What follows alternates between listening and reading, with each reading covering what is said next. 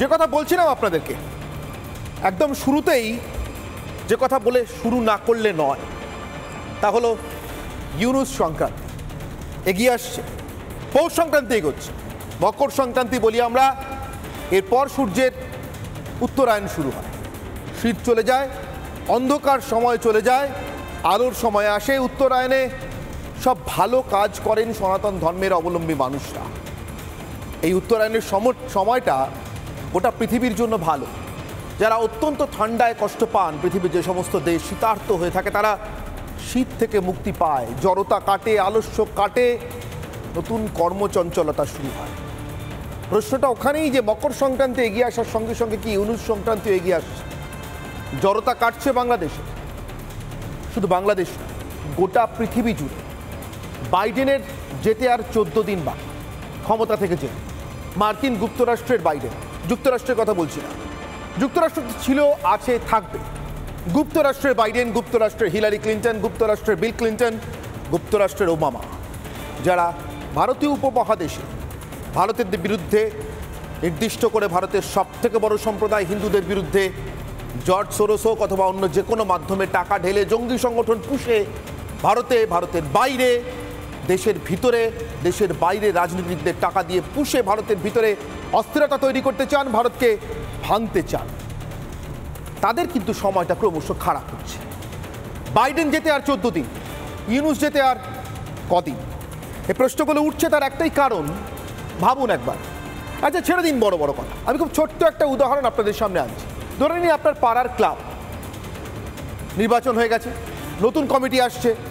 এই অবস্থায় পুরনো কমিটির সেক্রেটারি যদি একটা মিটিং ডাকে, আর সেই মিটিংয়ে যদি কোনো নতুন প্রস্তাব নেয়, আপনি যাবেন ক্লাবের সদস্য?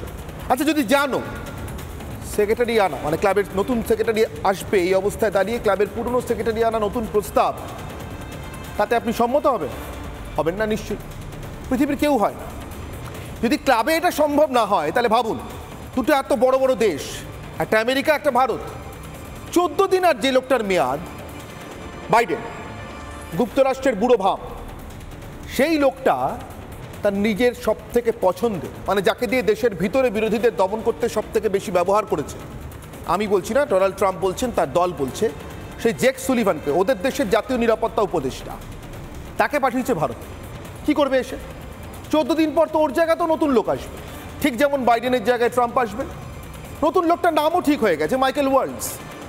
তাহলে 14 দিন আগে, ক্ষমতা থেকে পাকাপাকিভাবে চলে যাওয়ার 14 দিন আগে কি করতে এসছে লোকটা? এস জয়শঙ্কর আমাদের বিদেশমন্ত্রী, মুখের উপরে খারাপ কথা নিতান্ত বাধ্য না হলে বলেন না।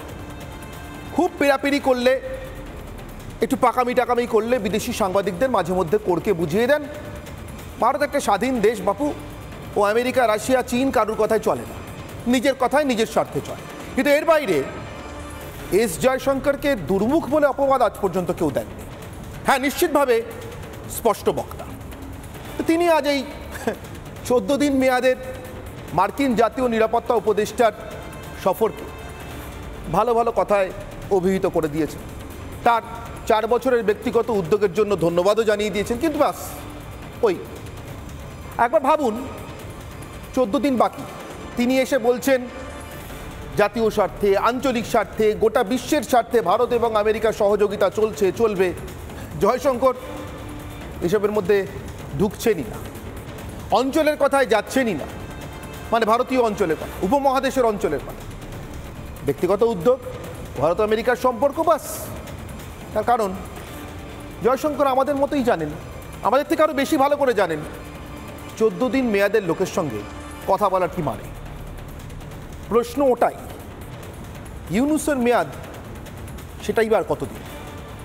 সুলিভান যাবে, বাইডেন যাবে, বুড়ো শালিকের ঘাড়ে রোমর মতো বাইডেনের সঙ্গী সাথী সবকটা লোক একসঙ্গে যাবে।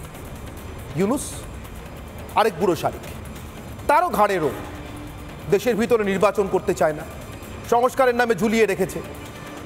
এমন অবস্থা, এই 2 মাস আগে যে বিএনপি আর জামাত একসঙ্গে ইউনুসকে সমর্থন করছিল, এখন তারাও ভাই ভাই ঠাই ঠাই।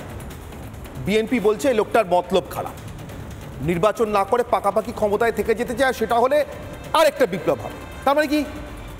আবার একটা স্বাধীনতা, যুদ্ধ, না ঘোষণা, নাকি গৃহযুদ্ধ? ত্রাতাকে সেই ভারত?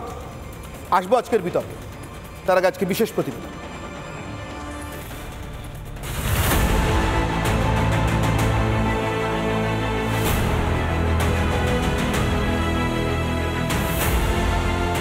আমরা তো এরকম অন্তর্বর্তীকালীন সরকার চাই নাই, আমরা একটি বিপ্লবী জাতীয় সরকার চেয়েছিলাম। এটাতে ক্ষিপ্ত হয়ে ছাত্রলীগের ছাত্র দলের নেতাকর্মীরা আমার উপরে অতর্কিত আক্রমণ চালিয়ে আমার অবস্থা খারাপ করে দিয়েছে। বাংলাদেশের চরমে বিএনপি ইউনূস দ্বন্দ্ব। নির্বাচন এড়াতে ইউনূসের একের পর এক কৌশলে এবার তিতিবিরক্ত বিএনপি। ভোটার তালিকা তো নির্বাচন কমিশন ছাড়া কেউ আদেশ দিতে পারে না, ভোটার তালিকা তো ইউনূস স্যারের আদেশে হবে না। আমাদের দুর্ভাগ্য যে আমরা এখন পর্যন্ত একটা ব্যবস্থা করতে পারলাম না, যে ব্যবস্থায় প্রতি 4 বছর বা 5 বছর পর পর আমরা একটা ভোট করব, সেই ভোটে আমরা আমাদের পছন্দ মতো লোককে বাছাই করে আমরা পার্লামেন্টে পাঠাবো। নির্বাচনের প্রস্তুতি একই সাথে নিয়ে যত দ্রুত সম্ভব গণতান্ত্রিক প্রক্রিয়ায় যাতে আমরা যেতে পারি সেদিকে মনোযোগ দেওয়ার জন্য আমি অন্তর্বর্তীকালীন সরকারকে আহ্বান জানাবো। কিন্তু জিহাদি বন্ধু ইউনূসেই আস্থা রাখছে জামাত। 2 মাস আগে ভাই ভাই বিএনপি, জামাতেও তাই এখন ঠাঁই ঠাঁই। বাংলাদেশ এখন বিদায়ী বাইডেনেরও মাথা ব্যথা, এতটাই যে ক্ষমতা থেকে যাবার মাত্র 14 দিন আগেও ভারতের মন পড়তে জেক সুলিভানকে পাঠালেন বাইডেন।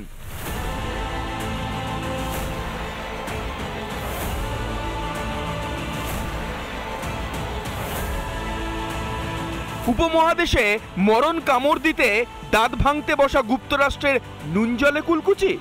কিন্তু ইউনূসের কি হবে? ভারত কি ইউনূসের অবৈধ দেশ দখলের শেষ লগ্নে অন্তত প্রাণ ভিক্ষাটুকু দিল বাইডেনের দূতকে? মৌলিক স্বাধীনতার সুরক্ষায় কাজ জরুরি, 2 দেশের গণতন্ত্রের উন্নয়নে জরুরি। 70 বছর পর যৌথ উদ্যোগ ফের শুরু। যা ভারতে শুরু, ভারতেই শেষ। আঞ্চলিক সহযোগিতার কথা বললেও ভারতের মাটিতে দাঁড়িয়ে বাংলাদেশ নিয়ে টু শব্দটি করলেন না জেক সুলিভান। ইউনূসকে ভুলেই গেল তার প্রভুরা, নাকি অচিরেই বাংলাদেশে আর এক স্বাধীনতার ঘোষণা? রিপাবলিক বাংলা। ঠিক এখানেই প্রশ্ন, তার মানে মার্কিন জাতীয় নিরাপত্তা উপদেষ্টা, যুক্তরাষ্ট্রের নিরাপত্তা উপদেষ্টা আর ইউনূসের নিরাপত্তা নিয়ে খুব একটা কথা বলছেন, নাকি ওটার জন্যই কথা বলতে এসেছিলেন গোপনে, বা মন পড়তে এসেছিলেন ভারতে? ভারত বাংলাদেশ নিয়ে কী ভাবছে, এলেও কি এত সহজ সেটা বুঝতে পারা আমাদের কাছ থেকে? যদি সত্যিই ভাবি, কি ভাবছি তা বলবোই বা কেন? যারা 14 দিন মেয়াদ থাকে, বরং যারা ভারতের সঙ্গে ভয়ঙ্কর শত্রুতা করেছে, করতে করতে এই শত্রুতা করতে করতেই নিজের দেশের ভোটেও জেতার স্বপ্ন দেখেছে, খালিস্তানিদের মদত দিয়েছে, মৌলবাদীদের মদত দিয়েছে, সরাসরি একদম সরাসরি মুসলিম জঙ্গি সংগঠনকে দেশে ঘাঁটি গেড়ে বসতে দিয়েছে, তাদের কি হাল? এই মুহূর্তে আমার সঙ্গে রয়েছে নিউজরুম থেকে আমার সহকর্মী, আমাদের সিনিয়র এডিটর ময়ূখ রঞ্জন ঘোষ। আপনাদের যে খবর দেখাবো এই মুহূর্তে, যে খবর ব্রেক করব, কানাডায় এবার ট্রুডোর পতন আসন্ন। যে কোনো মুহূর্তে কানাডায় ইস্তফা দিতে পারেন জাস্টিন ট্রুডো। মার্কিন যুক্তরাষ্ট্রে আর একটা থাম খসছে, ইস্তফা দিতে চলেছেন ট্রুডো। বিস্তারিত জানবো, আমার সঙ্গে সিনিয়র এডিটর ময়ূখ রঞ্জন ঘোষ সরাসরি রয়েছেন নিউজরুম থেকে আমার সঙ্গে। ময়ূখ, অনির্বাণ, একটা বাংলা গান আছে না, কখন কি হয়ে যায় কিচ্ছু বলা যায় না। আমরা কোনোদিন ভেবেছিলাম 5ই আগস্ট বাংলাদেশে এরকম একটি ঘটনা ঘটবে। এখন আবার 5ই জানুয়ারি যে ঘটনাটা ঘটেছে, আজ 6ই জানুয়ারি, তার এফেক্টটা বোধহয় এবার কানাডাতে পড়তে চলেছে। 5ই জানুয়ারি 2025 কানাডার জন্য স্বর্ণাক্ষরে লেখা থাকবে। তার কারণ, কানাডায় জাস্টিন ট্রুডোর দলের লোকেরাই কার্যত যুদ্ধ ঘোষণা করেছিল জাস্টিন ট্রুডোর বিরুদ্ধে এবং বলেছিল যে জাস্টিন ট্রুডো যদি পদত্যাগ না করে তাহলে দলটা 3 ভাগে ভাগ হয়ে যাবে এবং তারা নিজেরা বিদ্রোহ শুরু করবে। ভাবতে পারছো? মানে রাহুল গান্ধীর বিরুদ্ধে কংগ্রেসের নেতারাই বিদ্রোহ ঘোষণা করছে এবং বলছে রাহুল গান্ধীকে ছুঁড়ে বের করে দিতে হবে, বা মমতা বন্দ্যোপাধ্যায়ের বিরুদ্ধে তারই দলের নেতারা বিদ্রোহ ঘোষণা করছে। এরকম একটি পরিস্থিতি কানাডাতে, এবং যে কোনো মুহূর্তে, অনির্বাণ, এই মুহূর্তে আমাদের ইন্টারন্যাশনাল ডেস্ক এই খবরটা ব্রেক করতে বলেছে তোমার শোয়ের মাঝেই। আমি দুঃখিত, কিন্তু এই মুহূর্তে ইন্টারন্যাশনাল ডেস্ক থেকে আমাদের কাছে যে খবর আসছে, যে কোনো মুহূর্তে জাস্টিন ট্রুডো তিনি ঘোষণা করতে পারেন যে তিনি এবার পদত্যাগ করতে চলেছেন এবং পরের সপ্তাহের মধ্যে তিনি কাজ বুঝিয়ে দিয়ে অন্তর্বর্তীকালীন নির্বাচন বা একটি কেয়ারটেকার সরকার, সেই সরকারের নতুন করে সেই সরকার তৈরি হবে এবং সেইটা কেয়ারটেকার সরকার কাজগুলো করবে। এইটা মূলত অনির্বাণ তুমি যেটা বলছিলে, এক খালিস্তানিদেরকে মাথায় তুলে রেখে দিয়েছে। ভারতের মতন একটি দেশ, সেই ভারতের মতন দেশের সাথে শত্রুতা কানাডা কোনোদিন করেনি। কানাডা আমেরিকা এবং ভারতকে কোনোদিন চটায়নি জাস্টিন ট্রুডোর অপদার্থতার জন্য। এই মোহাম্মদ ইউনুস একজন, জাস্টিন ট্রুডো আরেকজন। এই ডিপ স্টেট বা গুপ্ত রাষ্ট্রের যে একজন পুতুল বা পাপেট, সেই পাপেটদের দলে রাহুল গান্ধীও নাম লেখাতে যাচ্ছিলেন। আমি জানি না রাহুল গান্ধী রিপাবলিক বাংলা দেখেন কিনা, কিন্তু যদি রাহুল গান্ধী রিপাবলিক বাংলা দেখেন বা বোঝেন বা তার দলের কোনো মুখপাত্র থাকে, অনির্বাণ দয়া করে এই বার্তাটা পৌঁছে দাও যে রাহুল গান্ধী অন্তত বেঁচে গেলেন। রাহুল গান্ধীর পরিণতিটাও মোহাম্মদ ইউনুসের মতন বা জাস্টিন ট্রুডোর মতন হতে পারতেন যদি এই গুপ্ত রাষ্ট্রের হয়ে যেভাবে পাপেটগিরি করাটা এই জাস্টিন ট্রুডো করেছে, মোহাম্মদ ইউনুস তারও আর 10টা দিন বাকি। এ যেন পুষ্পা সিনেমার রিপিট হচ্ছে। নায়ক আসার আগেই এক এক করে ভিলেনরা নিজেদেরকে স্টেজ থেকে বের করে দিচ্ছেন। এই মুহূর্তে ডোনাল্ড ট্রাম্প আসার আর 9 দিন বাকি এবং তার আগেই যেভাবে এক এক করে পদত্যাগ এবং যেভাবে একটু একটু করে সুনরম হতে চলেছে ডিপ স্টেটে, তাতে বোঝা যাচ্ছে 15ই জানুয়ারি ভারত নয় সারা পৃথিবীর ইতিহাসের জন্য অত্যন্ত বড় একটা দিন। অনির্বাণ, একেবারেই মকর সংক্রান্তি আসছে, সঙ্গে ইউনুস সংক্রান্তিও কি। অনেক ধন্যবাদ ময়ূক আমার সঙ্গে সময় দেওয়ার জন্য। ময়ূক রঞ্জন ঘোষ আমাদের সিনিয়র এডিটর সরাসরি নিউজ রুম থেকে আমাদের সঙ্গে ছিলেন এবং যে আন্তর্জাতিক ব্রেকিং আপনাদেরকে দেখালাম, যে কোনো মুহূর্তে কানাডায় খালিস্তান বন্ধু, জঙ্গি ইসলামিকদের বন্ধু ট্রুডো যে কোনো মুহূর্তে ইস্তফা দিতে চলেছেন। তার কারণ তার পায়ের তলায় মাটিটা একেবারে আলগা হয়ে গেছে, জোর করছে। আমি এই সংক্রান্ত বিতর্কেই আসবো, কিন্তু তার আগে একটা অত্যন্ত ভয়ঙ্কর ছবি যা না দেখালেই নয় আমাদের রাজ্যের জন্য, সেটা আপনাদেরকে দেখিয়ে নিই। যদিও আজকের বিতর্কের সঙ্গে সেই ছবির কোনো সম্পর্ক নেই, এটা একেবারে নিতান্ত আমাদের রাজ্যের ভিতরকার ঘটনা, মালদার ঘটনা। কিন্তু এই ছবিটা না দেখালে নয়। যে বোমার উপর আমরা প্রত্যেক দিন বাস করি, যে বারুদের উপর বাস করি এবং যে বারুদ প্রত্যেক দিন আমাদের শিশুদের প্রাণ কাটছে, তার আর একটা ভয়ঙ্কর ছবি। এই ছবিটা মালদার। বোমা বিস্ফোরণে ফের রক্তাক্ত হলো শৈশব। মালদার কালিয়াচকে জখম 2 শিশু। এখনো পর্যন্ত 2 শিশুর জখম হওয়ার খবরে আমরা পাচ্ছি। আমরা রিপাবলিক বাংলার তরফ থেকে বারবার এই প্রার্থনা জানাবো যে এই 2 শিশু তাদের আহত হওয়ার যে খবর আমরা পেয়েছি, তার আহত হওয়ার খবর যে আমরা পেয়েছি, সেটা তার থেকে তারা দ্রুত সুস্থ হয়ে উঠুক, এই 2 শিশু যেন দ্রুত আরোগ্য লাভ করে। কিন্তু এই মুহূর্তে দেখতে পাচ্ছেন একটা সিসিটিভি ফুটেজ, কিভাবে বল ভেবে বোমা নিয়ে খেলতে গিয়ে 2 শিশু জখম হয়েছে। মালদার কালিয়াচক থানার শেরশাহী লক্ষ্মীপুর এলাকার ঘটনা এটা। আহত 2 শিশু বর্তমানে মালদা মেডিকেল কলেজ হাসপাতালে চিকিৎসাধীন। সিসিটিভি ফুটেজ দেখলে আপনারা বুঝতে পারবেন 2 শিশু কীভাবে একটা বল কুড়িয়ে নিচ্ছে বোমা নিয়ে। আসলে ওটা বোমা, বল ভেবে খেলতে যাচ্ছে ওটা নিয়ে, এবং তারপর সেটা ছুড়ে দিতে এইভাবে ভয়ঙ্কর বিস্ফোরণের ঘটনা ঘটছে, যার ফলে ওই 2 শিশু আহত হয়েছে। ইতিমধ্যেই ঘটনা তদন্তে কালিয়াচক থানার পুলিশ নেমেছে। কিন্তু এই ছবিটা আমাদের আরেকবার ভয়ঙ্কর পরিস্থিতির দিকে আমাদের নজর ফেরাতে বাধ্য করলো, যে পরিস্থিতির মধ্যে আমরা এ রাজ্যে এই মুহূর্তে দাঁড়িয়ে আছি। মালদাতে আবারও রক্তাক্ত শৈশব, সেই বল ভেবে বোমা নিয়ে খেলতে গিয়ে জখম 2 শিশু, যাদের আরোগ্য কামনা করছে প্রতি মুহূর্তে রিপাবলিক বাংলা।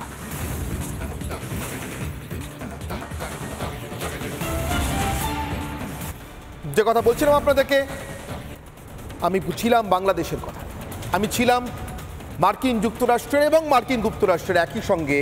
আর 14 দিনের মেয়াদি বাইডেন, বুড়ো শালিক বাইডেন, যার ঘাড়ে রোঁ উঠেছিল ভারতের ক্ষতি তিনি করেই ছাড়বেন। আপাতত যাওয়ার আগে ভারতের মন পড়বার জন্য 14 দিনের মেয়াদি জাতীয় নিরাপত্তা উপদেষ্টাকে পাঠিয়েছিলেন। কিন্তু তাতে কি ইউনুসের শেষ রক্ষা হলো? ভারতকে কি আবার বাংলাদেশের ত্রাতার ভূমিকাতে অবতীর্ণ হতে হবে? বাংলাদেশের এই মুহূর্তের পরিস্থিতি কি গৃহযুদ্ধের দিকে যাচ্ছে? তাতে ইউনুসের মেয়াদ আর কতদিন? এই সংক্রান্তি, মকর সংক্রান্তি অবধি কি ইউনুসেরও সংক্রান্তি? আমার আজকের অগ্নিপাত, ইউনুসের সংক্রান্তি। ক্ষমতার পিঠে এবার কাটবে। বাংলাদেশের জোর লড়াই লেগে গেছে। ইউনুস বনাম বিএনপি, যারা কদিন আগে হাত ধরাধরি করে চলছিলেন, হঠাৎ করে তাদের ব্যাপক বিতণ্ডা। একজন বলছেন আগে সংস্কার, আরেক দল বলছেন আগে নির্বাচন। নির্বাচন আর সংস্কারের এই প্রবল প্রবল টানাটানির মধ্যে রাস্তাঘাটে মার খেয়ে যাচ্ছেন তারাও, যারা এই কদিন আগে ওই রিপাবলিক বাংলায় বসে ভারতকে যাতা বলতে বলতে ইউনুসকে উদ্বাহু সমর্থন করছিলেন। আমি আমার সঙ্গে যে উপস্থিত অতিথিরা রয়েছেন তাদের সঙ্গে আপনাদের একে একে পরিচয় করে দিই। আমার সঙ্গে রয়েছেন আরিফ বিল্লাহ, গণ অধিকার পরিষদের কেন্দ্রীয় দপ্তর সমন্বয়ক, এবং আরিফ বিল্লাহ একই সঙ্গে বিএনপিকেও রাজনৈতিকভাবে সমর্থন করেন। স্বাগত আপনাকে। আমার সঙ্গে রয়েছেন রোকেয়া প্রাচী, আওয়ামী লীগ নেত্রী। আমার সঙ্গে বাংলাদেশ থেকেই রয়েছেন বিটস পত্রিকার সম্পাদক সালাউদ্দিন শোয়েব চৌধুরী। আমার সঙ্গে মৈনাক পুততুণ্ড রয়েছেন আন্তর্জাতিক সম্পর্ক বিশেষজ্ঞ, এবং বিমল শঙ্কর নন্দ, বিজেপি মুখপাত্র। শুরু করবো আজকে আরিফ বিল্লাহ আপনার কাছ থেকে। খালেদা জিয়া আগামীকাল লন্ডন যাচ্ছেন, ছেলের সঙ্গে দেখা হবে আশা করা যায়। যে ছেলেকে কিছুতেই দেশে ফেরানোর ব্যাপারে শেষ কথা বলছে না ইউনুস, জঙ্গিদের ছেড়ে দিচ্ছে, কুখ্যাত সব জঙ্গিদের ছেড়ে দিচ্ছে, তারেক রহমানের নামে মামলাটা বা মামলাগুলো তুলছে না। এমনকি শেখ মুজিবুর রহমানের খুনিও প্রকাশ্যে চলে গর্ত থেকে বেরিয়ে আসছে সব একের পর এক অন্ধকারের জীব। আর তারেক রহমান, খালেদা জিয়া, যারা আপনাদের দেশের রাজনীতিতে পরিচিত নাম, যারা দেশের শাসন ক্ষমতা পর্যন্ত সামলেছে, তাদের ব্যাপারে ইউনুসের এই গড়িমসির কারণটা কি বলে আপনার মনে হয় আরিফ বিল্লাহ? আমার কাছে দাদা কিছুই মনে হয় না। আমার কাছে মনে হয় বাংলাদেশে আইন আছে, আইনি প্রক্রিয়া আছে, যে আইনি প্রক্রিয়ার কারণে তার মামলাগুলো যে ষড়যন্ত্রমূলক মামলা, সেগুলো প্রমাণ করার চেষ্টা হচ্ছে আদালতে। আদালত সঠিক সিদ্ধান্ত নেবেন যে মামলাগুলো কতটুকু মানে যুক্তিযোগ্য ছিল, এবং বিগত সময়ে ফ্যাসিস্ট হাসিনা সরকার যে ছিল, সেই হাসিনা সরকার ষড়যন্ত্রমূলক ভাবে তারেক রহমানের উপর যে মামলাগুলো দিয়েছিল, সেগুলো যে মানে একদমই মিথ্যা মামলা, সেগুলো আদালত যাচাই বাছাই করবে। এইটাই তো বলছি আরিফ বিল্লাহ। ধরুন আরিফ বিল্লাহ, এটাই বলছি, ধরুন বাংলাদেশের কুখ্যাত জঙ্গিগুলো, জসিমউদ্দিন রহমান, আরিফ বিল্লাহ আমার তো মনে হয় জসিমউদ্দিন রহমানের তুলনায় তারেক রহমান বড় বিপদ নয়, আমার মনে হয়। তা জসিমউদ্দিন রহমানিকে যে ইউনুস এত তাড়াতাড়ি ছেড়ে দিল, সে তারেক রহমানকে ছাড়তে চাইছে না কেন? ক্ষমতার ভাগ দিতে ইউনুসের কোথাও বাঁধছে নাকি? আপনার কি মনে হয়? ভারতের রয়ের প্রেসক্রিপশনে জঙ্গি নাটক সাজিয়ে তাকে গ্রেফতার করা হয়েছিল। তার মামলাটি অনেক আগে থেকেই চলমান ছিল, এবং সেই মামলায় অনেক আগেই সে রায় পাওয়ার যোগ্য ছিল। তাই ডক্টর মোহাম্মদ ইউনুস নয়, আদালত তাকে মুক্ত করেছে। ডক্টর মোহাম্মদ ইউনুস আদালতকে একেবারেই সুরক্ষিত রেখেছে এবং স্বাধীনতা রেখেছে। আদালত চাইলে। আচ্ছা, আপনার কি মনে হয় আরিফ বিল্লাহ, আপনি ডক্টর মোহাম্মদ ইউনুস ইত্যাদি ইত্যাদি বলছেন, খুব ভালো কথা। আমি তার সংক্রান্তি ছাড়া অন্য কিছু দেখতে পাচ্ছি না চোখের সামনে, কিন্তু আপনার আমার মতভেদ হতেই পারে, গণতন্ত্রের নিয়মই এটা। কিন্তু আরিফ বিল্লাহ, আপনি আমাকে একটা বলুন তো কথা। আপনি বলছেন ভারতের চক্রান্ত মুক্তমুখ, তো এখন তো হাসিনা নেই, আপনারা বলেন ভারতের সব থেকে বড় চর নাকি আপনাদের দেশে হাসিনা।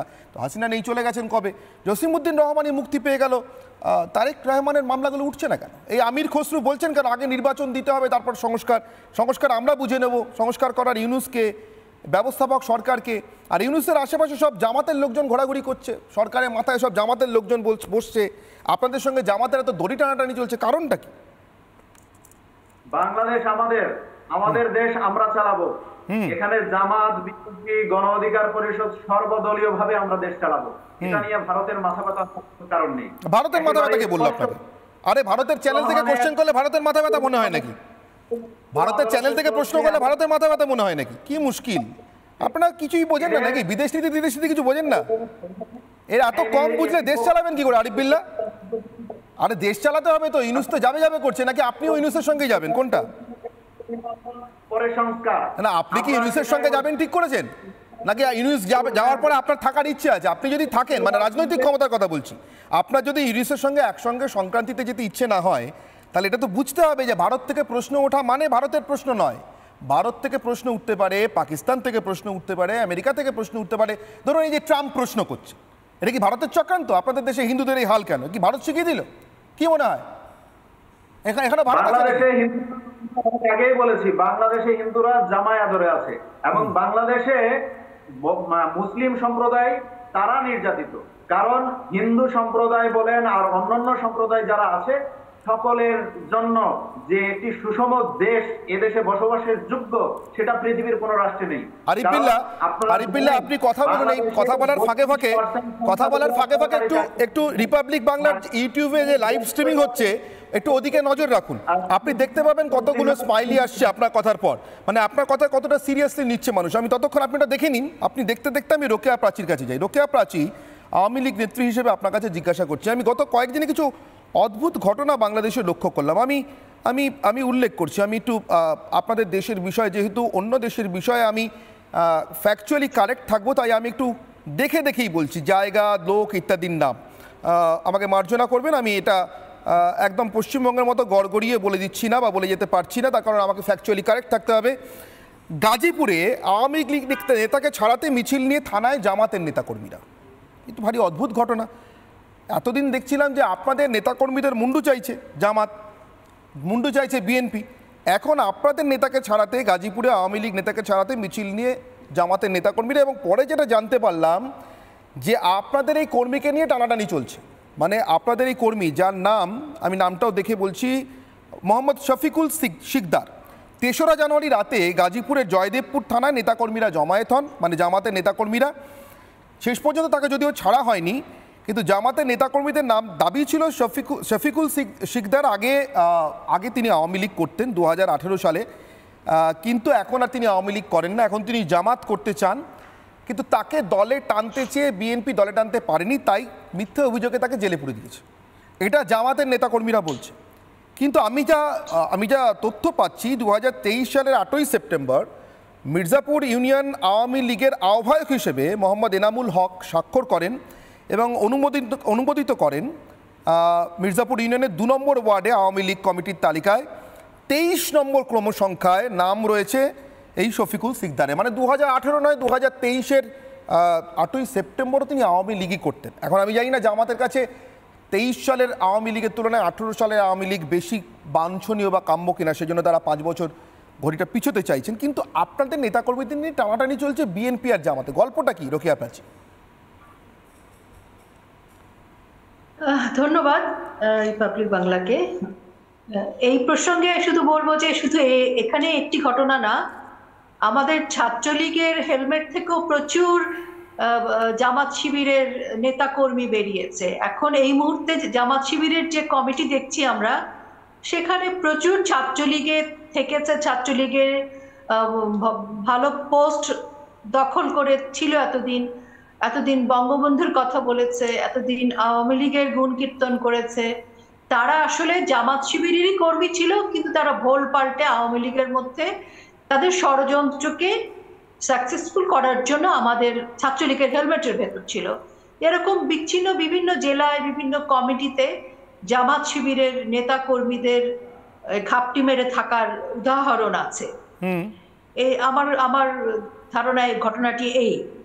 আর আরিফ বিল্লাহ সাহেব যেটি বললেন, আসলে সেই জায়গা থেকে আমি একটু বলতে চাই, আপনি যে প্রসঙ্গটা শুরু করেছিলেন যে এই মুহূর্তে বাংলাদেশে বিএনপির সাথে ডক্টর মোহাম্মদ ইউনূসের সরকারের বিরোধ কেন বা মনিবনা কেন হচ্ছে না। দেখেন, 31শে ডিসেম্বর 2024-এ ডক্টর মোহাম্মদ ইউনূসের যে সাঙ্গপাঙ্গরা সমন্বয়করা ছিল, তারা কিন্তু একটি ঘোষণাপত্র এবং 72-এর সংবিধানকে তাদের ভাষ্যটা এরকম ছিল যে কবর দেয়া হবে 72-এর সংবিধান, এবং মুক্তিযুদ্ধের যে চেতনা 1971 সালকে আসলে প্রকারান্তরে তারা কবর দিতে চাইছে।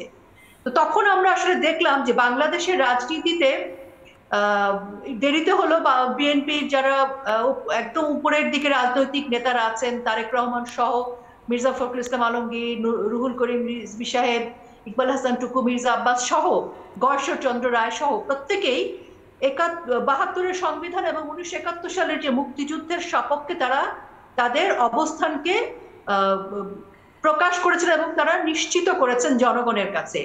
এবং তারা এটাও প্রমাণ করেছেন যে রাষ্ট্রের প্রয়োজনে স্বাধীনতা বিরোধীদেরকে সমর্থন করা যাবে না এবং নির্বাচন দিতে হবে, সংস্কার পরবর্তীতে নির্বাচিত প্রতিনিধিরাই করবে, অনির্বাচিত এরকম একটি সরকারের অধীনে দীর্ঘদিন রাষ্ট্র চলতে পারে না। এবং তারেক রহমানও কিন্তু একটি সুস্পষ্টভাবে বক্তব্য দিয়েছেন যে 53 বছরের মধ্যে সবচাইতে নিকৃষ্ট সরকার এখন। তো এই সবকিছু মিলিয়ে যখন বিএনপি রাজনৈতিক নেতৃবৃন্দদের এই অবস্থান এবং জনগণ যখন 31শে ডিসেম্বরকে প্রত্যাখ্যান করলো, তখন আমরা দেখলাম সরকার একটি অবস্থান নিল যে তারা ঘোষণাপত্র তৈরি করবে তখন বৈষম্য বিরোধী ছাত্র আন্দোলনের তারা সংবিধান কবর দেয়া বা ঘোষণা দেয়া বা তাদের যে কর্মসূচি সেটি তারা সেখান থেকে সরে আসলো, তারা অন্য কর্মসূচি করলো। এবং পরবর্তীতে আমরা এখন যেটা দেখছি যে সেই যে ৭২-এর সংবিধানকে নিয়ে যা চলছিল ছিনিমিনি খেলা, এটাকে বাদ দেয়া, সেই জায়গায় আসলে জনগণ, বিএনপি রাজনৈতিক নেতৃবৃন্দ এবং আওয়ামী লীগ তো অবশ্যই কারোরই কোনো সমর্থন নেই। তো যেহেতু এই সরকারকে অবৈধ অসাংবিধানিক ইউনূস বাহিনীকে আমরা দেখেছি, তাদের আসলে -2 একটা পরিকল্পনা ছিল। আওয়ামী লীগ বিএনপিকে বাদ দিয়ে তারা জামাতে ইসলামকে নিয়েই আসলে একটি ভিন্ন রাজনৈতিক সরকার গঠন করতে চাইছে, যেটি সম্পূর্ণভাবে পাকিস্তানের এজেন্ডারই ফলাফল এবং বাইডেন সরকারের সমর্থন ছিল।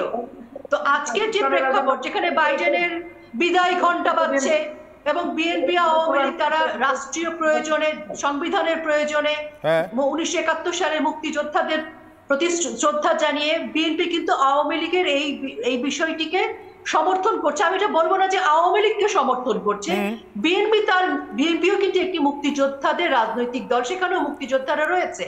তো তারা তাদের মতো রাষ্ট্রীয় প্রয়োজনে, সংবিধানের প্রয়োজনে 1971 সালের চেতনায় তারা যে রাজনৈতিক তাদের যে ভাবনা চিন্তা, সেই জায়গায় থেকে তারা এই অবৈধ সরকারকে সংবিধান পরিবর্তনের ক্ষেত্রে এবং অনির্বাচিতভাবে দীর্ঘদিন সংস্কারের কথা বলে এইভাবে গরিবসিটাকে সমর্থন করেনি।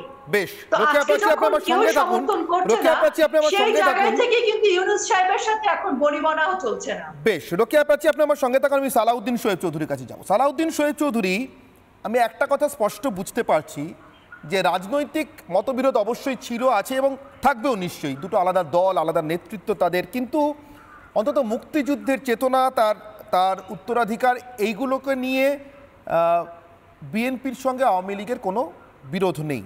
এবং সেই জায়গা থেকে রোকেয়া প্রাচী বলছেন, এবং বিএনপি নেতৃত্ব একই রকম বিপদ দেখছেন ইউনূসের এই কার্যক্রমের মধ্যে। এখন হিজবুত তাহরিরের প্রতিষ্ঠাতা মাহফুজ আলম, যার উপদেষ্টা, যার অন্যতম উপদেষ্টা, সেই হিজবুত তাহরির 18 তারিখ কানাডায় একটা বড় সম্মেলন করতে যাচ্ছে, জঙ্গি সম্মেলন বলবো আমি। তাদের লক্ষ্য বিশ্বজুড়ে খিলাফত প্রতিষ্ঠা, যেটা ISIS-এর লক্ষ্য ছিল। সালাউদ্দিন শোয়েব চৌধুরী কানাডার ট্রুডোতে যাচ্ছেন, দেশকে খালিস্তানি আর জঙ্গিদের হাতে তুলে দিয়ে। রাহুল গান্ধীরা আমাদের দেশে সব থেকে শিক্ষা নেবেন কিনা আমি জানি না, কিন্তু আমি একটা জিনিস বুঝতে পারছি যে বাইডেনের নেতৃত্বে এই যে গুপ্তরাষ্ট্র ব্যবস্থা, যার এক প্রতিনিধি আজকে আমাদের এখানে ঘুরে গেলেন ক্ষমতা থেকে যাওয়ার 14 দিন আগে, তারা নির্বাচিত নয় এমন লোকজনের সঙ্গে কথা বলতে বা এমন লোকজনের সঙ্গে ষড়যন্ত্র করতে, রাদার আমি বলবো, সব থেকে বেশি ভালোবাসে বা ভালোবাসত। কিন্তু এরা তো যাচ্ছে, ধরুন 14 দিন মেয়াদ। ইউনূসের মেয়াদ সম্পর্কে আপনি কিছু আন্দাজ করছেন কি, আন্দাজ করতে পারছেন কি? অনেক ধন্যবাদ অনির্বাণ বাবু।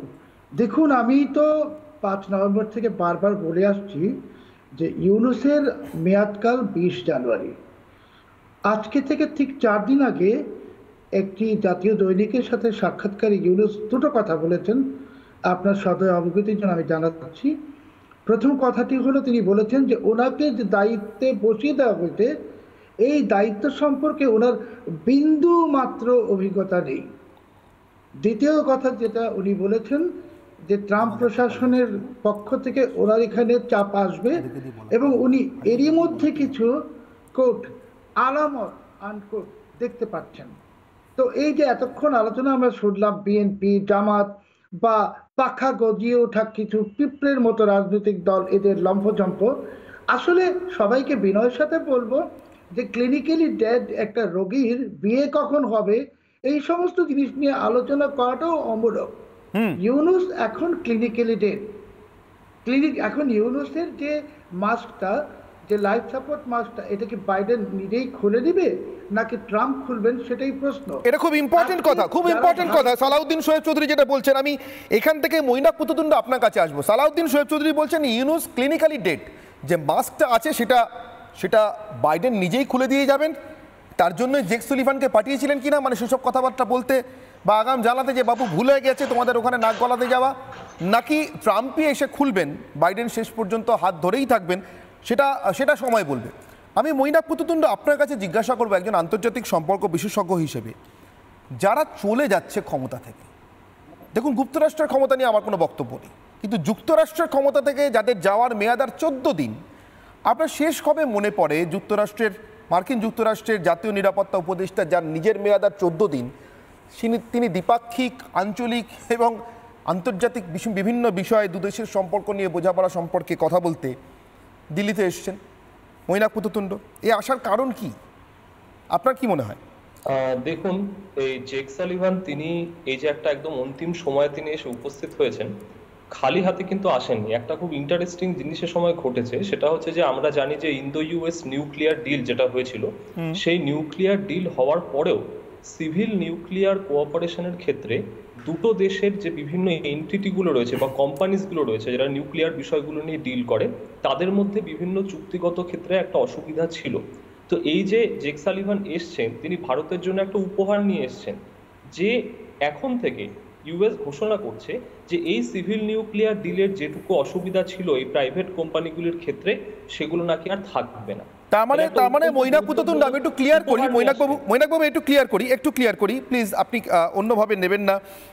আপনারা এগুলোর মধ্যে সারাদিন বিচরণ করেন, তো আমি একটু সাধারণ মানুষের জন্য বোধগম্য করে, যারা প্রত্যেক দিন এগুলো নাড়াচাড়ার মধ্যে থাকেন, আমি স্পষ্ট করে দিই, অনেকগুলো শর্তের মধ্যে একটা শর্ত ভারত খুব কড়া করে চাপিয়ে রেখেছিল, যদি কোনো দুর্ঘটনা ঘটে ন্যূনতম 500 কোটি টাকা ক্ষতিপূরণ দিতেই হবে, যে দেশের কোম্পানি হোক।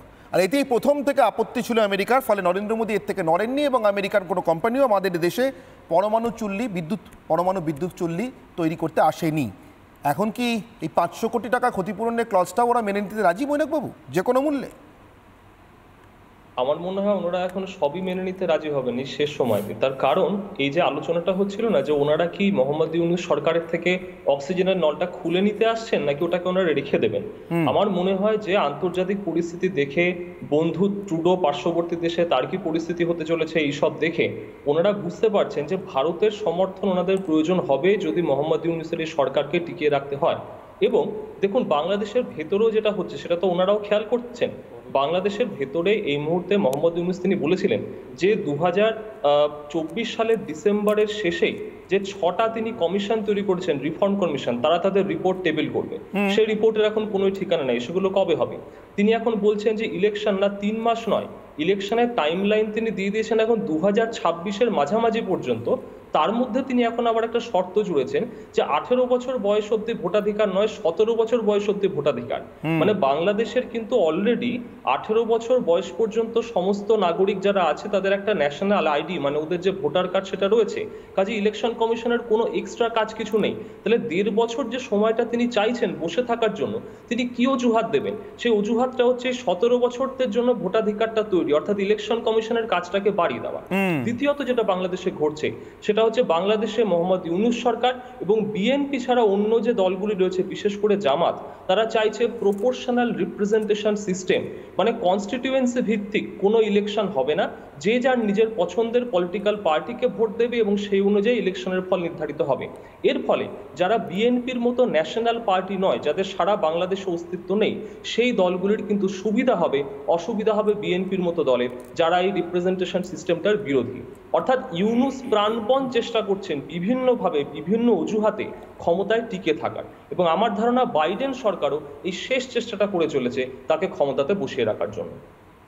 আরিফ বিল্লার কাছে আমি জিজ্ঞাসা করবো আরেকবার, আরিফ বিল্লাহ, এই অবস্থাতেও কি ইউনূসকে সমর্থন করে যাওয়াটা ঠিক হবে? ইউনূসের প্রতি ভরসা রাখাটা ঠিক হবে, কি মনে হয়? ইউনূস সরকারের প্রতি আমাদের পূর্ণ ভরসা আছে, কারণ ডক্টর মোহাম্মদ ইউনূসের সরকারটি আমাদের সরকার, জনগণের সরকার। সর্বদলীয়ভাবে আমরা তাদেরকে সমর্থন দিয়ে ক্ষমতার মসনদে বসিয়েছি। ইউনূস সরকার কোনো তালবাহানা করার সুযোগও পাবে না, করবেও না, কারণ তার মধ্যে দেশপ্রেম রয়েছে। দেশপ্রেমবিহীন কোন সরকার যদি থেকে থাকে সেটা হয়তো ভারতে আছে, কিন্তু বাংলাদেশে এই মুহূর্তে নাই। ভারতের যে মোদী সরকার রয়েছেন, তিনি দীর্ঘ সময় যাবত ভোট চুরি করে ক্ষমতার মসনদে বসে আছেন, কিন্তু বাংলাদেশে সেই সিস্টেম আর কখনো চালু হবে না। তাই ডক্টর মোহাম্মদ ইউনূস, আমরা আশাবাদী দ্রুততম সময়ের মধ্যে নির্বাচনের একটি রোডম্যাপ ঘোষণা করবেন, তার মধ্য দিয়েই একটি সুষ্ঠু নির্বাচন হবে। সেই নির্বাচনের মধ্য দিয়ে একটি নির্বাচিত সরকার ক্ষমতায় বসবে। অন্তর্বর্তীকালীন সরকার নির্বাচিত সরকারের হাতে ক্ষমতা হস্তান্তর করবেন। তবে এই জায়গায় একটা কথা জিজ্ঞাসা করবো আরিফ বিল্লাহ, আপনাকে একটা কথা জিজ্ঞাসা করবো, এত গণতন্ত্র প্রেমী, দেশপ্রেমী ইউনূস সরকার ফারুক হাসানকে পেটালো কেন? গণ অধিকার পরিষদ করেন না? অনধিকার পরিষদ করেন তো, পেটালো কেন? আমরা চাই তদন্ত করে বের করা হোক এই দুষ্কৃতিকারীরা কারা। এটা কি ভারতের রয়ের কোনো ইন্ধন আছে কিনা আমরা সেটা জানতে চাই। তো এই চাওয়ার মধ্যে তো কোনো না, এই চাওয়ার মধ্যে তো কোনো অগণতান্ত্রিক ব্যাপার নেই। আপনাদের পেটালো কেন? ফারুক হাসানকে পেটালো কেন? বিশ্বাস করুন আরিফ বিল্লাহ, ফারুক হাসানের মাঠটা দেখতে দেখতে বিশ্বাস করুন আরিফ বিল্লাহ, এই আপনারই মতো আরিফ বিল্লাহ, এই আপনারই মতো ফারুক হাসান গত কয়েকদিন ধরে রিপাবলিকের বিভিন্ন শোতে এসে চূড়ান্ত ভারত বিদ্বেষী সব কথাবার্তা বলছিলেন। ওনার মার খাওয়ার, মাথা ফেটে ঝরঝর করে রক্ত পাওয়ার ছবিটা দেখছিলাম আর আমি ভাবছিলাম আপনাদের কি অবস্থা। এ হচ্ছে মানে খারাপ পাড়ায় ভদ্রলোকের ছেলের সঙ্গীর সঙ্গে গিয়ে, বৎসঙ্গীর সঙ্গে গিয়ে ধরা পড়ার মতো ব্যাপার। পাবলিক পেটাচ্ছে কিন্তু গামছা মুড়ি দিয়ে মার খাচ্ছে। বলে না ভদ্রলোকের ছেলে মার খায় গামছা মুড়ি দিয়ে, তার কারণ যদি চিনে ফেলে ভদ্রলোকের ছেলে তাহলে আরও বদনাম। তো আপনাদের অবস্থা হচ্ছে এখন এই ইউনুসকে সমর্থন করতে করতে এমন অবস্থা, মার খেলেও বলছেন ইউনুস ভালো। আপনি যতটা জোর দিয়ে বলছেন, ফারুক হাসান এতটা জোর দিয়ে বলবে তো ইউনুস ভালো মনে হয়? অবশ্যই বলবে, ফারুক হাসান বলেই আসছে, বলবে না কেন? বলবে। তার মানে আপনাদের অবস্থা ভদ্রলোকের ছেলের মতো। বেশ, বুঝতে পারলাম। আমি এবার বিমল শঙ্কর বাবু আপনার কাছে আসি। আমি সবার শেষে কেন আপনার কাছে এলাম জানেন বিমল শঙ্কর বাবু? তার আগে আমি আপনাকে দুটো জিনিস দেখাই। আপনি এটা দেখে আহ্লাদিত হবেন কিনা আমি জানি না, আরও আমার অন্যান্য অতিথিরাও বলবেন। তার আগে আমি দুটো জিনিস দেখাই। এক হচ্ছে প্রথম এস জয়শঙ্করের আজকের টুইট, জেক সুলিভানের সঙ্গে তার বৈঠকের পর আজকের টুইট। আচ্ছা, আজকের টুইটটা পেতে সময় লাগবে। তার আগে আমি ওয়াকার অর্থাৎ ওয়াকারুজ্জামান, বাংলাদেশের সামরিক বাহিনীর প্রধান, মার্কিন যুক্তরাষ্ট্রের সঙ্গে বাংলাদেশের ভবিষ্যৎ সম্পর্ক কেমন হতে পারে সেটা জানিয়ে কয়েকদিন আগে প্রথম আলোকে একটি সাক্ষাৎকার দিয়েছিলেন তিনি, এবং সেই সাক্ষাৎকারে কিছু কথা বলেছিলেন। কী কথা বলেছিলেন আমি আরেকবার সেই কথাগুলি আপনাদেরকে দেখাই। খুব ছোট্ট কথা, অল্প কথা বলেছিলেন। আমরা ভালো সম্পর্ক রাখতে চাই। বলছেন প্রশান্ত মহাসাগরে বড় শক্তি মার্কিন যুক্তরাষ্ট্র। প্রশান্ত মহাসাগরে বাংলাদেশের ত্রিসীমানার মধ্যে যে সাগরের কোনো অস্তিত্ব নেই, এবং বলেছেন যুক্তরাষ্ট্রের সঙ্গে আমাদের সম্পর্ক ভালো। বিমল শঙ্কর নন্দ এই মার্কিন যুক্তরাষ্ট্রের বিদায়ী জাতীয় নিরাপত্তা উপদেষ্টা 14 দিনের মেয়াদি আজকে এসছেন। এস জয়শঙ্করের সঙ্গে বৈঠক করেছেন। আর অন্যান্য অনেক কিছুর মতো প্রশান্ত মহাসাগরীয় অঞ্চলেও দুদেশের সহযোগিতা নিয়ে কথা হয়েছে। কিন্তু ভারত মহাসাগর নেই, বঙ্গোপসাগর নেই। ইউনুসের বিপদ ঘণ্টা কি বাজছে? একটা কথা বলি, সেটা হচ্ছে এর আগে প্রথম আলো বলে একটা পত্রিকা বাংলাদেশে আছে, বড় নিউজ গোষ্ঠী একটা, সেখানে এই সামরিক বাহিনীর প্রধান ওয়াকারুজ্জামান তিনি একটি সাক্ষাৎকার দিয়েছিলেন, এবং সেই সাক্ষাৎকারেও তিনি ভারতের সঙ্গে ভালো সম্পর্কের কথা বলেছিলেন। সেটা বহুল প্রচারিত হয়েছিল। ন্যাচারালি ওয়াকারুজ্জামান এখন বিভিন্ন দেশের সঙ্গে ভালো সম্পর্কের কথা বলছেন বা বলবেন, আমি এটা আশ্চর্য নই, এটা অবাক হওয়ার মতো কোনো ঘটনা নয়। বরং এখানে যিনি বিএনপির সমর্থক হিসেবে আপনারা যাকে ডেকেছেন, আমি আগে দেখিনি কখনো, ওনার কথাবার্তা শুনে আমার কতগুলো কথা মনে পড়ছে। সেটা হচ্ছে বিএনপি জামাতের বন্ধুত্বটা তো আজকের নয়। বিএনপি জামাত তো একসঙ্গে মোটামুটি সরকারও চালিয়েছে, এবং সেই সরকারে কি ঘটেছে আমরা তো জানি। 2001 থেকে 2006 যে সরকারের একটা বড় শরিক ছিল এই জামাত, সেই জামাতের প্রভাবে বিএনপি বা বিএনপি নিজেই, ডেফিনেটলি বিএনপির মধ্যে কিছু যারা স্বাধীনতা লড়েছিল সেই মানুষগুলো রয়েছে, কিন্তু যেভাবে একটা ভারত বিরোধী জামাত গোষ্ঠী ওটাকে কবজা করে নিয়ে নেয়, এবং 2001 থেকে 2006 ওখানে হিন্দুদের ওপর যে ভয়াবহ নির্লজ্জ আক্রমণ চালিয়েছিল এই খালেদা জিয়া সরকার। আমি আপনাকে মনে করিয়ে দিই, তৎকালীন ভারতের রাষ্ট্রপতি, ভারতের প্রধানমন্ত্রী অটল বিহারী বাজপেয়ী বাংলাদেশকে কূটনৈতিকভাবে সতর্ক করে দিয়েছিলেন, এবং দেখা গিয়েছিল যে সেখানে মূল টার্গেট ছিল হিন্দুদের জায়গা, জমি, সম্পত্তি, সেগুলো দখল হয়েছিল। এদের আমলে আরেকটি কাজ ঘটেছিল 2004 সালে। 2004 সালে চট্টগ্রাম আর্মস হল কেস, 10 লরি ভর্তি আম সেখানে পাঠানো হচ্ছিল কর্ণফুলী নদীতে নৌকো করে, বড় নৌকো করে, যাতে সেগুলো নর্থ ইস্টে পাঠানো যায়। ধরা পড়ার পর কতগুলো ফাঁসি হয়েছিল, সেগুলোকে রিসেন্টলি ছেড়ে দেওয়া হয়েছিল। একদম সবচেয়ে মারাত্মক হচ্ছে, আমি আরেকটা তথ্য দিচ্ছি, সেখানে হাফিজুর রহমান বলে একটি লোক, যে হাফিজুর রহমান প্রধান একজন অভিযুক্ত ছিল, সে স্বীকার করেছিল যে সে এর আগে একাধিকবার তারেক জিয়ার সঙ্গে দেখা সাক্ষাৎ করেছে। সুতরাং এই দলটা যখন বাংলাদেশে ক্ষমতায় ছিল, এই একটা র্যাবিড ফান্ডামেন্টালিস্ট দল, তারা ভারত বিরোধী এবং হিন্দু বিরোধী কাজ করেছে, এটা নতুন কোনো কথা নয়। আসলে ব্যাপারটা হচ্ছে বাংলাদেশে প্রতিযোগিতা চলেছিল মানে বিএনপি এবং জামাতের মধ্যে, যেহেতু হাসিনাকে সরিয়ে দিয়েছে, এবার যেভাবেই হোক কিভাবে তাড়াতাড়ি ক্ষমতা পাওয়া যায়। এখন জামাত ইসলামী তারা ইউনূসকে নতুন ডার্লিং পেয়ে গেছে, নতুন ডার্লিংকে তারা নিয়ে চলছে এবং জামাত যা চাইছে ইউনূস তাই করছেন। বিএনপির আতঙ্ক হচ্ছে এই সুযোগে ক্ষমতায় আসার যে সম্ভাবনা ছিল সেটা ধীরে ধীরে দূরে সরে যাচ্ছে। ন্যাচারালি মাথা তো খারাপ হবেই, কারণ পলিটিক্যাল পাওয়ার না থাকলে এইরকম রাজনৈতিক দলগুলোর মাথা খারাপ হয়। আর একটা কথা বলে শেষ করি, এরা তো বলে জাতির পিতা হিসেবে জিয়াউর রহমানকে ঘোষণা করার কথা বলে, সে করুক গে, ওদের দেশে কি করবে এটা আমার কোনো মাথা ব্যথা নেই। আমি শুধু এটুকু বলি, 1975 সালের 15ই আগস্ট বঙ্গবন্ধু শেখ মুজিবুর রহমানকে প্রায় সব অংশে যারা মেরে ফেলেছিল তাদের ইন্ডেমনিটি কে চালু করেছিলেন, দিয়ে দিয়েছিলেন? তার নাম জিয়াউর রহমান। ফলে জিয়াউর রহমানের নেতৃত্বে বিএনপি তার একটা বড় পলিসিটা, ইন্টারন্যাশনাল পলিসির মধ্যে ভারত বিরোধী পলিসিটাই বড় পলিসি। তাই তারা ক্ষমতা চাইছে, ক্ষমতা থেকে যদি আসতে না পারে দেখা যাবে বিএনপির সদস্য সমর্থকদের মধ্যে এই যে একটা আশা তৈরি হয়েছিল শেষ হয়ে যাবে, আবার একটা অংশ আওয়ামী লীগের দিকে চলে যেতে পারে। ওদের তো আতঙ্ক, যেভাবে ওরা ক্ষমতায় আসতে চাইছে। আমি এখান থেকে সালাউদ্দিন শোয়েব চৌধুরীকে জিজ্ঞাসা করব সংক্ষেপে। সালাউদ্দিন শোয়েব চৌধুরী, তাহলে এই গৃহযুদ্ধের পরিস্থিতি যা আমি বুঝতে পারছি, এতে আবার কি ত্রাতা ভারতকেই হতে হবে? জেক সুলিভান কি তেমন কিছু অনুরোধ করতে এসেছিলেন বলে আপনার মনে হয়? আমি জানি না কি কথা হয়েছে। ধন্যবাদ। দেখুন, আমি আবার বলছি যে একটি ক্লিনিক্যালি ডেড সরকার, এটার সামনে আর কিছু হবে না। আর ইউনূস এবং তার এই জঙ্গি জিহাদি জবাই বাহিনীরা ভারতকে যা ভেবেছে বা ভাবতে চাইছে, ভারত কিন্তু একটা বিশ্ব শক্তি। যে ভারতে জ্যাক সুলিভান মাত্র 14 দিন তার মেয়াদ আছে, ছুটে এসেছেন, ওনাদেরকে এসব বুঝতে হবে। এবং ডোনাল্ড ট্রাম্প বিজয়ের পর যে কয়েকজন রাষ্ট্রপ্রধানকে ফোন করেছেন তাদের মধ্যে নরেন্দ্র মোদী একজন। কাজেই ওই বাংলাদেশের এই জঙ্গি জিহাদি জবাই বাহিনী, যাদের আমি বলবো তারা ভীষণভাবে মূর্খ, তারা ভূ রাজনীতি জানে না, বাংলাদেশে কোনো গৃহযুদ্ধ হবে না। এখন আমার মনে হচ্ছে বাংলাদেশে একটি নতুন বিপ্লব হতে যাচ্ছে এবং সেই বিপ্লবটা হবে ইউনূসের জঙ্গি জিহাদি জবাই বাহিনী এবং পাখনা গজিয়ে ওঠা পিঁপড়া সম এই সমস্ত রাজনীতিক। আরেকটা স্বাধীনতা, তার মানে আরেকটা স্বাধীনতার ঘোষণা। মৈনাক কুতুবুদ্দিন, আমি এখান থেকে জিজ্ঞাসা করব, 14 দিনের মেয়াদ বাকি থাকতে আসার তাহলে অন্যতম কারণ কি? গুপ্ত কারণ কি এটা একটা হতে পারে যুক্তরাষ্ট্রের দালালদের? দেখুন, যেখানে পরবর্তী national security adviser Mike Waltz ঘোষণা হয়ে গেছেন এবং তিনি ভারত বন্ধু বলে অত্যন্ত পরিচিত, সেইখানে লাস্ট সিকিউরিটি অ্যাডভাইজার যার মেয়াদ ফুরিয়ে আসছে তিনি এরকম ভাবে ভিজিট করছেন এবং এসে কার্যত একটা গোল কথা বলছেন যে ভারতে দাঁড়িয়ে ভারতকে লং টার্মে সব সাপোর্ট দিতে হবে, এই রিজিয়নকে সাপোর্ট দিতে হবে, এই ধরনের কথাবার্তা বলছেন। সেখানে আসল যে কথাটা সেটা তো এই রিজিয়নে, মানে বাংলাদেশের এবং সাউথ এশিয়া, সেই রিজিয়নটা নিয়েই কথা বলা হচ্ছে। এটা কিন্তু খানিকটা আমার অবশ্যই মনে হচ্ছে।